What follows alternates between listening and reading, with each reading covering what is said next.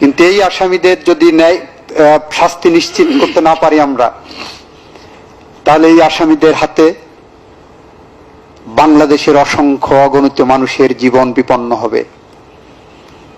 এই আসামিদের হাতে বাংলাদেশের নিরীহ মানুষ গুলিবিদ্ধ হয়ে মারা যাবে, 5 বছরের শিশু মারা যাবে, 10 বছরের আনাস মারা যাবে, পানি বিতরণ করা অবস্থায় মুগ্ধ মারা যাবে, বুক চিতিয়ে আবার রাজপথে দাঁড়িয়ে আবু সাইদরা মারা যাবে।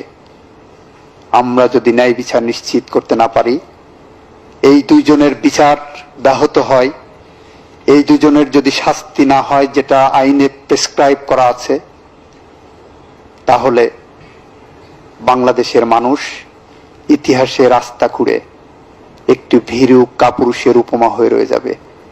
সেই কারণেই আমরা মনে করি এই বিচারে আমরা যা প্রমাণ করেছি সেটা বিয়ন্ড অল রিজনেবল ডাউট।